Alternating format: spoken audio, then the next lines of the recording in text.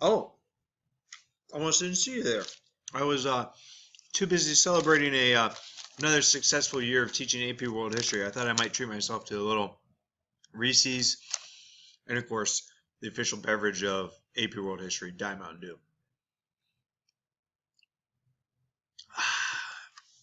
Well, I guess since you're here watching me on the internet, I might as well go over our game plan for class today.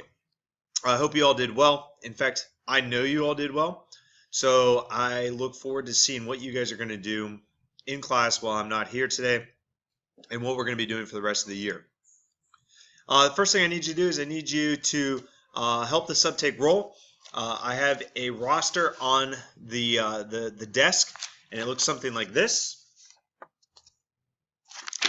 And if you could make sure that everybody is marked as present or absent depending on the scenario for them, that'd be great. Second thing we need to do is we need to go over when all the corrections are due. If you take a look, you'll see that Chapter 33 quiz corrections. Oh man, so rudely interrupted by the bell here. The DBQ from Period 6 unit test and the multiple choice corrections from the Period 6 unit test are all going to be due on Monday, May 16th. Okay, that'll be Monday, May 16th after the school day is over. And if you pay attention to what I'm saying in class, you'll know that I'll be staying a little bit after school that day. So if you need a little bit of time after school, you'll have it. The next thing I'd like you to do is I'd like you to complete the student review of the class. That will look like this. And you will note that there is a front and a back to it. I would love your honesty on this because it's going to allow me to make the class better. One of the main reasons why I've been able to change the class from year to year is because I get great feedback from students like you, and I attempt to zero in closer and closer to helping everybody get the best possible score they could on the test based on the information that was presented to me. That needs to be done by the end of class, turned into the substitute. It is part of your grade for today.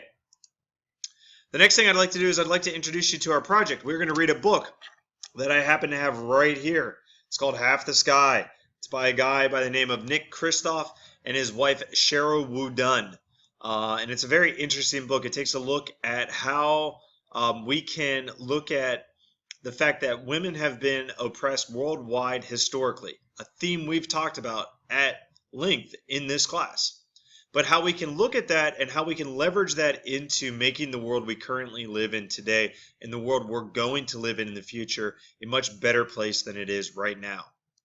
And so what you're going to do is, for class today, you're going to read the introduction, which I will warn you is pretty depressing at points. And you're also going to read chapter 14, which is the hopeful part of the book. And so I'm going to hit you with some pretty heavy adult topics, and then I'm going to give you some good opportunity by the end of class today.